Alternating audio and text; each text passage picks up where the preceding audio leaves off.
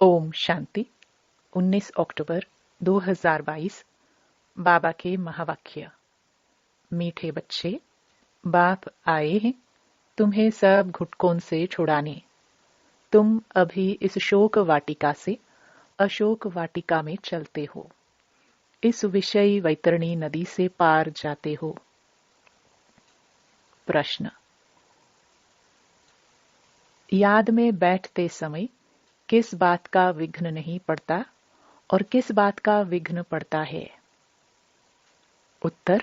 याद में बैठने के समय किसी भी आवाज का या शोरगुल का विघ्न नहीं पड़ता, वह ज्ञान में पड़ता है। लेकिन याद में माया का विघ्न जरूर पड़ता है। माया याद के समय ही विघ्न डालती है, अनेक प्रकार के संकल्प विकल्प ले आती है। इसलिए बाबा कहते हैं, बच्चे सावधान रहो, माया का घूसा मत खाओ। शिव बाबा जो तुम्हें अपार सुख देता है, सर्व संबंधों की साकरीन है, उसे बहुत बहुत प्यार से याद करो। याद में तीखी दौड़ी लगाओ। गीत। रात के राही। ओम शांति। मीठे मीठे बच्चे जो यात्रा पर हैं, वैसे जो बैठे हैं उनको यात्रा पर थोड़ी कहा जाता है। यह यात्रा कैसी वंडरफुल है। शांति की यात्रा, शांति धाम में जाने की यात्रा। रावण के राज्य में गुटखा खाकर मरना होता है। एक सत्यवान सावित्री की कहानी है ना, कि काल से भी सावित्री सत्यवान की आत्मा को वापस ले आई। वास्तव में ऐसी कोई बात है नहीं, बाकी आधा कल्प काल खाता है, अंत में गुटखा आता है ना। रावण जिसको वर्ष वर्ष जलाते रहते हैं, वह हमारा दुश्मन है, यह नहीं जानते।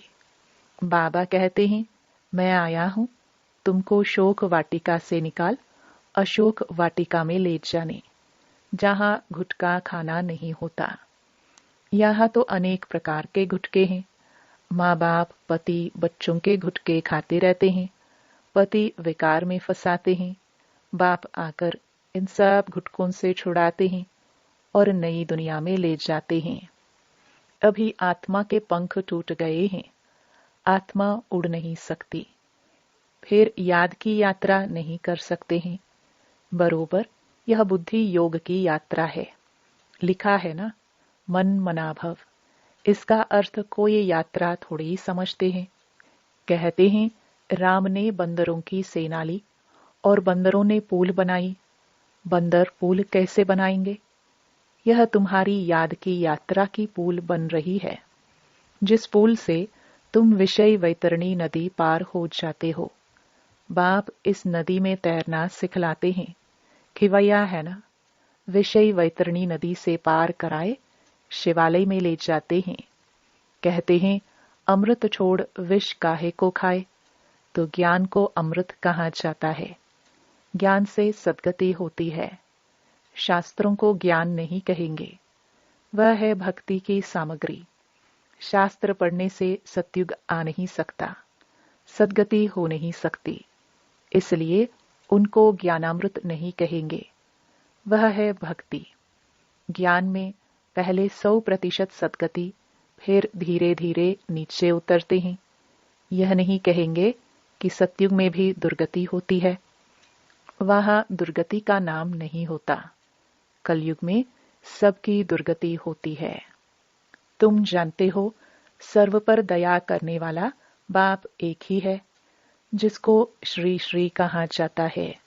फिर श्री श्री का टाइटल सब पर रख देते हैं। श्री कहा जाता है देवताओं को, श्री लक्ष्मी नारायण, श्री राम सीता, तो ऐसा श्री बनाने वाले को श्री श्री कहा जाता है। तुम बाप के सामने प्रतिज्ञा करते हो कि हम कभी विकार में नहीं जाएंगे। अगर प्रतिज्ञा कर फिर भूल की, तो बाप का राइट हैंड धर्मराज भी बैठा है। धर्मराज माफ नहीं करेगा। बाप भी गुप्त, ज्ञान भी गुप्त, मर्तबा भी गुप्त। यह सिर्फ तुम बच्चे ही जानते हो कि हमको श्रीमत देने वाला कोई मनुष्य हो नहीं सकता। प्रजापिता ब्रह्मा द्वारा बाप रचना रचते हैं। प्रजापिता सूक्ष्म वतन में तो होता नहीं, जरूर यहां ही होगा। तुम बच्चे समझ गए हो कि ब्रह्मा इस समय ब्राह्मण है। इनको भविष्य में बादशाही मिलती है। देवताएं पतित दुनिया में तो राजाई कर न सके, तो पुरानी दुनिया का विनाश चाहिए। विनाश होना भी है जरूर। अभी थोड़ी देरी है। तुम्हारा अभी नए झाड़ का सैपलिंग ही पूरा नहीं लगा है। आगे गाते थे त्वमेव माताश्च पिता। सबके आगे यह महिमा गाते रहते हैं, समझते कुछ भी नहीं। अच्छा, विचार करो, ब्रह्मा माता कैसे हो सकते? लक्ष्मी नारायण की भी अपनी राजाई चलती है, तो उनको मात पिता कह ना सके। तो इस समय परमपिता परमात्मा प्रैक्टिकल में मात पिता का पाठ बजा रहे हैं। फिर भक्ति मार्ग में महिमा गाई जाती है। उसमें भी पहले पहले शिव बाबा को त्वमेव मातश्च पिता कहते हैं। पीछे लक्ष्मी नारायण सीताराम सबको कहते रहते। अकल तो कुछ है नहीं। शिव बाबा है सैक्रीन। यह मनुष्य मात्र सब आसुरी मत पर दुख ही देते हैं, और मैं सबके एवज में सबसे जास्ती सुख देता हूं। मैं दाता हूं। मैं तुम बच्चों को श्रीमत देता हूं कि बच्चे, तुम जितना याद की यात्रा पर रहेंगे, स्वदर्शन चक्र फिराएंगे, कमल फूल समान बनेंगे, उतना ऊंच पद पाएंगे। इन अलंकारों का अर्थ कोई समझा ना सके। अलंकार तुम ही धारण करते हो। निशानी विष्णु को दे दी है। तीसरा नेत्र भी देवताओं को दे दिया है। वास्तव में तीसरा नेत्र भी तुमको मिलता है। त्रिनेत्री त्रिकालदर्शी अक्षर है ना। इसका अर्थ भी इस समय तुम आत्मा की बुद्धि में है। आत्मा की बुद्धि में ही सब कुछ रहता है। मेरी आंख, नाक, कान भी शरीर नहीं कहता है। आत्मा कहती है, यह मेरा शरीर रूपी महल है। आत्मा को मालूम पड़ा है कि मुझ आत्मा में 84 जन्मों का पाठ नूंधा हुआ है। कितनी गुप्त बातें हैं। आत्मा को रॉकेट भी कहते हैं। जिस आत्मा को शरीर छोड़ लंदन में जाना होगा, तो सेकंड में चली जाएगी। उन्होंने कितना तीखा रॉकेट बनाया है, जो सुबह चले तो शाम को पहुंच जाए। आगे स्टीमर में 3-4 मास लग जाते थे। अभी भी स्टीमर में 1 मास लग जाता है, एरोप्लेन में 1 दिन। परंतु आत्मा बहुत तीखा रॉकेट है, जो 1 सेकंड में पहुंच जाती है, जो कोई भी देख न सके। तुम आत्मा का ऑलराउंड पार्ट है। अच्छा, परमात्मा का पाठ क्या है? द्वापर से मेरा साक्षात्कार कराने का पाठ है। जो जो जिस भावना से मुझे याद करता है, उनकी मनोकामना पूर्ण करता हूं। अभी मेरा ज्ञान देने का पाठ है। पतितों को पावन बनाने का पाठ है। तुमको मास्टर नॉलेजफुल गॉड के बच्चे मास्टर गॉड बनाता हूं। जिन्होंने कल्प पहले पुरुषार्थ किया था, वही करेंगे। बच्चे कहते हैं, कल्प पहले आए थे, अब फिर से वर्षा ले रहे हैं। किसके पास? मात पिता के पास। सरस्वती सबकी माता है। उनकी माता ये ब्रह्मा है। इनकी माता तो कोई है नहीं। शिव बाबा खुद कहते हैं, तुम मेरी वन्नी पत्नी हो। तो फिर मैं कहता हूं, पति बिगर खाना मैं कैसे खाऊंगा? तो अच्छा, शिव बाबा और हम दोनों इकट्ठे खाते हैं। नशा तो रहता है ना। तुम भी खुद कहते हो कि बाबा दलाल बन आया है अपने साथ सगाई कराने। तुम श्रीमत पर परमात्मा के साथ सबकी सगाई कराते हो। पंडितों ने जो विकार का हथियाला बांधा है, वह बाप कैंसिल कराते हैं। बाप कहते हैं, तुम ज्ञान चिता पर बैठो तो गोरे बनेंगे। काम चिता पर बैठ तुम काला मुंह क्यों करते हो? श्याम सुंदर का अर्थ तुम जानते हो। श्री कृष्ण है सुंदर। अभी तो वह भी श्याम है। अब बाप ने आकर अपना परिचय दिया है। तुम हो पतित पावन, गॉड फादर के स्टूडेंट। तो यह पाठशाला है। पाठशाला में पढ़ाई होती है, मेहनत करनी पड़ती है। और उन सत्संगों में मेहनत नहीं है। वहां तो गीता सुनी, ग्रंथ सुना और घर गया। वहां कोई थोड़ी कहता है कि पवित्र बनो, यात्रा करो, आगे चल। यह सब जिस्मानी यात्राएं आदि बंद हो जाएंगी। बर्फ पड़ी व एक्सीडेंट हुआ तो कोई जाएंगे नहीं, क्योंकि तुम्हारी यात्रा जोर होती जाएगी। हमारी यात्रा है शिवालय तरफ। पहले शिव की पुरी शिवालय में जाएंगे, फिर शिव की स्थापना की हुई पुरी शिवालय स्वर्ग में जाएंगे। शिवपुरी और विष्णुपुरी दोनों को शिवालय कहेंगे, क्योंकि मुक्ति जीवन मुक्ति दोनों शिव बाबा ही देते हैं। तो सतयुगी दैवी घराना शिव बाबा स्थापन करते हैं। अच्छा, याद में आवाज का विघ्न पड़ नहीं सकता। ज्ञान सुनने में शोर का विघ्न पड़ेगा।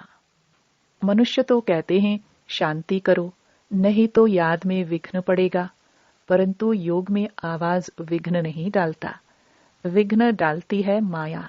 बच्चों के साथ माया की युद्ध है। बच्चों को युद्ध के मैदान में हार नहीं खानी चाहिए। माया तो घूसा लगाती रहती है।